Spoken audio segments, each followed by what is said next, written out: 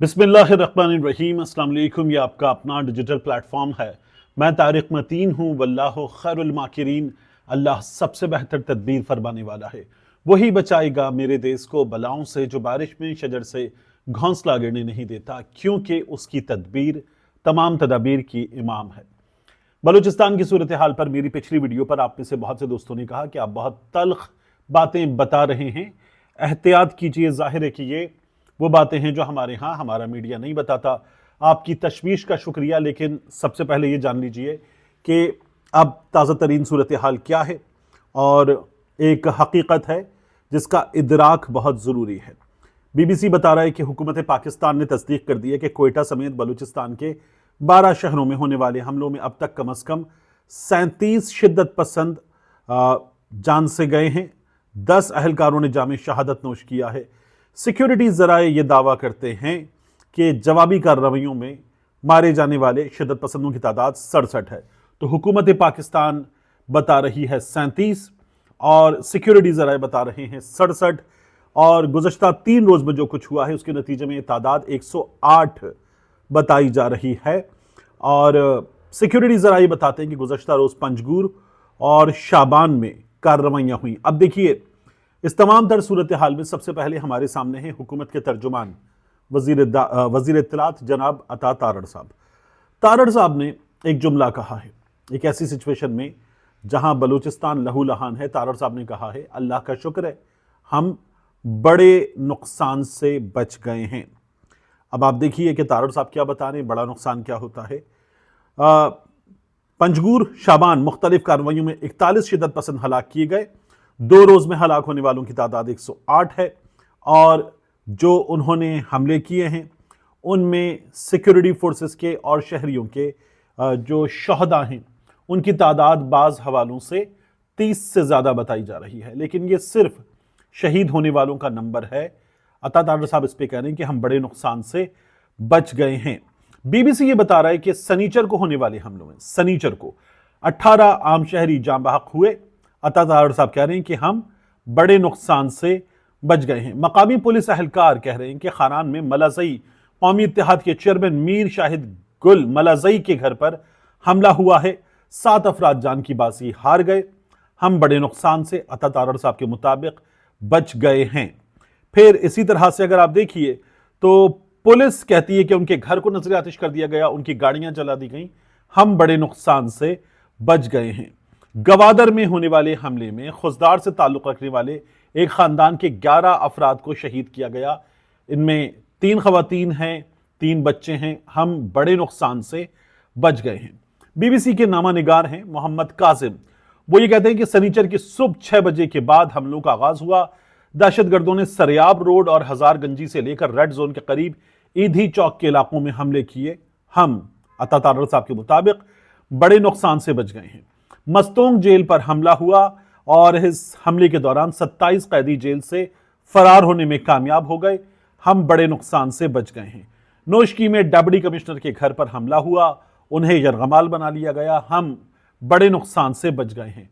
वापडा का मरकज जला दिया गया, कोई 7 से 8 गाड़ियां वहां पर जला दी गईं। हम बड़े नुकसान से बच गए हैं। 12 शहरों में हमले हुए। 12 शहरों में हमलों के मकामात 12 नहीं थे, कुछ सब मिला के 20 के करीब है। हम बड़े नुकसान से बच गए हैं। बलूचिस्तान के जिला पसनी में खातून खुदकुश हमलावर की जानिब से मेरी टाइम सिक्योरिटी एजेंसी के दफ्तर पर हमला किया गया। हुक्काम ने अभी यहां होने वाले जानी नुकसान की तफसीलात फराहम नहीं की हैं, क्योंकि अता तारड़ साहब कहते हैं कि हम बड़े नुकसान से बच गए हैं। कलअदम अलहदगी पसंद गिरोह बलूचिस्तान लिबरेशन आर्मी ने एक बयान में इन हमलों की जिम्मेदारी कबूल की है।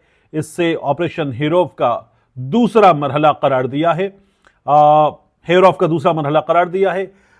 अगस्त 2024 में भी इसी नौयत के मुनज़्ज़म हमले देखने में आए थे। इन हमलों की जिम्मेदारी बलूचिस्तान लिबरेशन आर्मी यानी BLA ने कबूल की थी।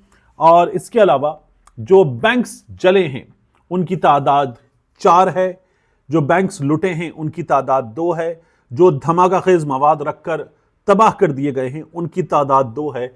हम बड़े नुकसान से अता तारड़ साहब के मुताबिक बच गए हैं, और ये तमाम तर नुकसान के तखमीने अभी मुकम्मल नहीं हैं, क्योंकि अता तारड़ साहब कहते हैं کہ ہم بڑے نقصان سے بچ گئے ہیں۔ مقامی صحافی یہ بتا رہے ہیں کہ صورتحال جتنی خراب ہے اتنی رپورٹ کرنے کی اجازت یہ میرے ساتھ ایک چینل میں کام کرنے والے صحافی نے مجھے خود بتایا، میں آپ کو حلفاً بتا رہا ہوں۔ لیکن عطا تارڑ صاحب کہتے ہیں کہ ہم بڑے نقصان سے اللہ کا شکر ہے کہ بچ گئے ہیں۔ حالات یہ ہیں کہ شہداء کی نماز جنازہ کے موقع پر محسن نقوی صاحب اور سرفراز بگٹی صاحب ہمیں نظر آئے۔ آپ دیدہ جو جاں بحق ہونے والے ہیں ان کے لواحقین کو گلے لگایا، کندھے پر تھپکی دی، آواز میں سسکیاں محسوس کی جا سکتی تھیں، درد محسوس کیا جا سکتا تھا، باقاعدہ نمناک تھے اور کہہ رہے تھے کہ پاکستان زندہ باد، ہم آپ کے ساتھ کھڑے ہیں، ریزالو کا مظاہرہ کر رہے تھے زبردست۔ بات یہ ہے کہ اس تمام تر صورتحال کا ادراک کتنا تھا؟ یہ تمام حکام یہ بتا رہے تھے کہ حالات بلوچستان کے انڈر کنٹرول ہیں۔ ہمیں بلوچستان کے حالات کبھی انڈر کنٹرول نظر نہیں آئے۔ بلوچستان میں حملے ہوئے، بلوچستان میں کانوں پر حملے ہوئے، مزدوروں پر حملے ہوئے، ایران جانے والے زائرین پر حملے ہوئے۔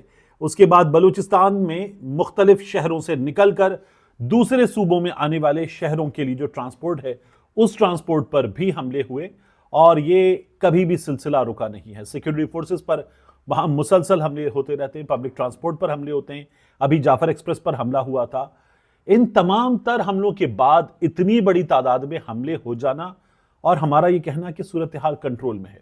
D G S P R صاحب نے بھی بتایا تھا کہ بلوچستان میں زبردست ریزلٹس مل رہے ہیں، جو نئی حکمت عملی اختیار کی گئی ہے اس حکمت عملی کا یہ نتیجہ ہے۔ آج وہی سیکیورٹی ذرائع یہ بتا رہے ہیں کہ بلوچستان میں جو کچھ ہوا ہے وہ کالعدم تحریک طالبان پاکستان کا BLA کا گٹھ جوڑ ہے۔ میں سیدھی بات کروں گا، ہمیں اپنی ریاست کے ساتھ کھڑا ہونا ہے۔ آپ کا تعلق اور آپ کی سپورٹ پاکستان تحریک انصاف سے ہو تو آپ اس بارے میں تھوڑا سا محتاط رویہ اختیار کرتے ہیں، نہیں کرنا چاہیے۔ کھڑا ہونا ہے ریاست کے ساتھ، کھڑا ہونا ہے حکومت پاکستان کے ساتھ۔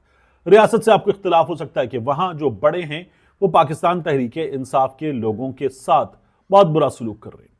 پاکستان تحریک انصاف کو رگڑا لگ رہا ہے، پہلے والوں کو بھی لگا تھا، ان کو بھی لگ رہا ہے۔ ان کو پہلے والوں سے میں یہ مانتا ہوں کہ بہت زیادہ لگ رہا ہے۔ میں یہ مانتا ہوں کہ پہلے والوں کو جو رگڑا لگا تھا اس میں وہ ڈیل کر کے بھاگ گئے تھے، اور اب کی بار پاکستان تحریک انصاف ان حالات کا مقابلہ کر رہی ہے۔ میں یہ مانتا ہوں اور بار بار کہتا ہوں کہ ہمارے ہاں جو اسٹیبلشمنٹ ہے، جو حالات کی خرابی ہے، اس میں اسٹیبلشمنٹ باقی ایلیمنٹس سے زیادہ ذمہ دار ہے۔ اسٹیبلشمنٹ کی خرابیاں، خامیاں باقیوں سے زیادہ ہیں۔ اور جب اسٹیبلشمنٹ کہتا ہوں تو یہ ہماری سیکیورٹی اسٹیبلشمنٹ کے بڑے بھی ہیں اور ان کے ساتھ مل کر جو مختلف اداروں کے لوگ کام کرتے ہیں وہ بھی ہیں۔ تو حالات خراب ہیں، اکبر بگٹی اس سے پہلے سے حالات خراب ہیں، اور ان حالات کی خرابی کی ذمہ داری سب سے پہلے ہمارے سیکیورٹی کے اداروں پر عائد ہوتی ہے۔ انہوں نے ان حالات کی خرابی کے باوجود بھی کبھی ایک تو اس بات کا اعتراف نہیں کیا کہ حالات خراب ہیں، کبھی اس بات کو درست طور پر ٹھیک کرنے کی کوشش بھی نہیں کی گئی کہ حالات خراب ہیں، کیونکہ ہر بار کہیں نہ کہیں کسی نہ کسی طرف سائیڈ لی گئی ہے، اور سائیڈ لینے کے بعد جس کو سائیڈ پر لے جا کر اپنی سائیڈ ایک فریق کو ملا لیا گیا تو پھر وہاں اس پر رگڑا لگا ہے۔ یہ ہمارے یہاں بار بار ہوا ہے۔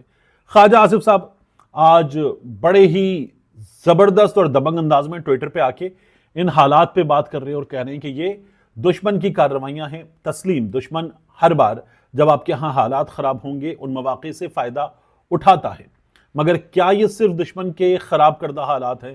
تو بہت معذرت، میں اس سے ایگری نہیں کرتا۔ دیکھیے، ایک تجزیہ ہے، 31 جنوری کو ہونے والے واقعات شاید بلوچستان میں آئندہ عسکریت پسندی کے ارتقاء کا ایک فیصلہ کن لمحہ سمجھا جائے۔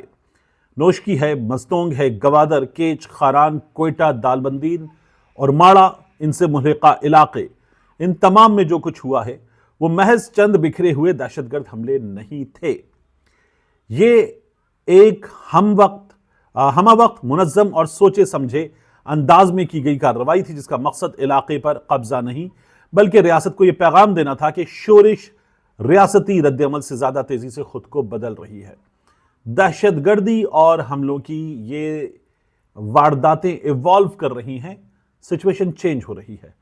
مسلح افراد نے پولیس کے تھانوں پر، سرکاری دفاتر پر، جیلوں پر دھاوا بولا ہے۔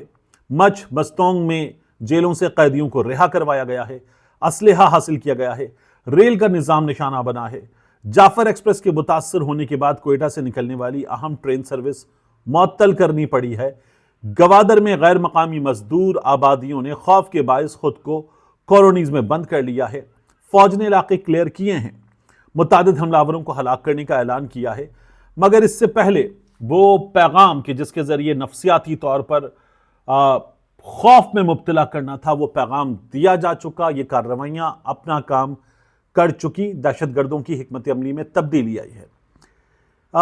ایک ساتھ حملہ کیا اور پہلے ایک جگہ، دوسری جگہ، تیسری جگہ، اس کے بعد ایک ہی وقت میں کئی اضلاع کو نشانہ بنایا گیا۔ یہ حکمت عملی سیکیورٹی نظام کو مفلوج کرنے، ان کا پینک بٹن دبانے اور رد عمل کی صلاحیت کو پھیلا دینے کے لیے اختیار کی گئی۔ یہ پینک بٹن ظاہر ہے کہ سیکیورٹی فورسز کی اپنی کیپیسٹی ہوتی ہے، انہوں نے اس کا مقابلہ کیا ہے، کئی جگہوں پر اس مقابلے میں نقصان ٹھیک ٹھاک ہوا ہے لیکن اس کا مقابلہ کیا ہے۔ اب عسکری تنظیمیں روایتی خانوں میں بند نہیں رہی ہیں بلکہ ایک نیٹ ورک کی صورت اختیار کر چکی ہیں۔ یہی ہماری سیکیورٹی فورسز نے بتایا کہ T T P, B L A انہوں نے مل کر کام کیا ہے۔ حملہ آوروں کی جانب سے ٹو ورڈز ایسے حوالوں کا استعمال اس بات کو واضح کرتا ہے کہ یہ واقعات کسی وقتی اشتعال کا نتیجہ نہیں بلکہ ایک جاری مہم کا حصہ ہیں۔ اب محض جانی نقصان نہیں بلکہ علامتی اثر بھی اہم ہو چکا ہے۔ ہمارے ہاں جو حالات ہیں ان حالات میں انڈیا کام کر رہا ہے، یہ بار بار بتایا جا رہا ہے، تسلیم۔ اور کیا صرف انڈیا کام کر رہا ہے؟ میں اپنی 47 برس کی عمر دیکھوں اور میڈیا میں جب ہم آئے تو 2002 سے اب تک کا وقت، ان تمام چیزوں کو دیکھوں تو مجھے نظر کیا آتا ہے کہ بلوچستان کے حالات مسلسل خراب ہیں۔ حکومت بلوچستان میں بلوچستان پیکج، آغاز حقوق بلوچستان، بلوچستان کو حق دینے کا عمل مختلف نام دے کر اور مختلف شکلیں دے کر اپنی کوشش کرتی رہی ہیں، لیکن ان میں سے کوئی بھی کوشش ابھی تک کامیاب نہیں ہو سکی ہے۔ یہ ہماری ریاست کے لیے، ہماری موجودہ اور آنے والی ہر حکومت کے لیے سوچنے کا مقام ہے کہ ہم کیوں کسی بھی ایفرٹ میں اب تک کامیاب نہیں ہو سکے ہیں۔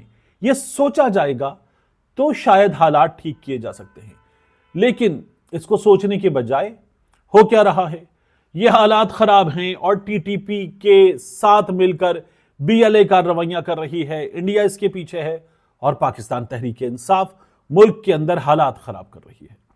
کیا پاکستان تحریک انصاف کے ساتھ جو کچھ ہو رہا ہے، عدالتوں تک ان کا ایکسس بند کر دیا گیا ہے اور انہیں شدید میڈیکل ایمرجنسی کی صورت میں بھی اس وقت access to justice, access to medical attention میسر نہیں ہے، ایون رپورٹس تک نہیں اویلیبل عدالت کے فیصلوں کے باوجود؟ کیا یہ ایک ایسی سچویشن ہے کہ جس سے ہم پاکستان تحریک انصاف کو مورد الزام ٹھہرائیں؟ لیکن اس وقت یہ پھر کیا جا رہا ہے۔ ہر بار پاکستان تحریک انصاف کے پہلے سے اناؤنسڈ احتجاج کے باوجود کہا جاتا ہے فلانا صدر آ رہا ہے، یہ احتجاج کر رہے ہیں، فلاں کرکٹ ایونٹ آ رہا ہے، یہ احتجاج کر رہے ہیں، یہ والی ایکٹیویٹی ہو رہی ہے، یہ احتجاج کر رہے ہیں۔ اب کی بار اس وقت 8 فروری کے حوالے سے کوئی ایکٹیویٹی نہیں ہے تو کہا جا رہا ہے کہ دیکھو ملک بھر میں اتنے بڑے دہشت گرد حملے ہو رہے ہیں، یہ احتجاج کریں۔ ان کا احتجاج پہلے سے اناؤنسڈ ہے، لیکن اب بھی پالتو صحافیوں کے ذریعے اس پوری سچویشن میں نشانہ پاکستان تحریک انصاف کو بنانے کی تیاری ہے۔ ملتے ہیں انشاءاللہ آپ سے اگلی ویڈیو میں۔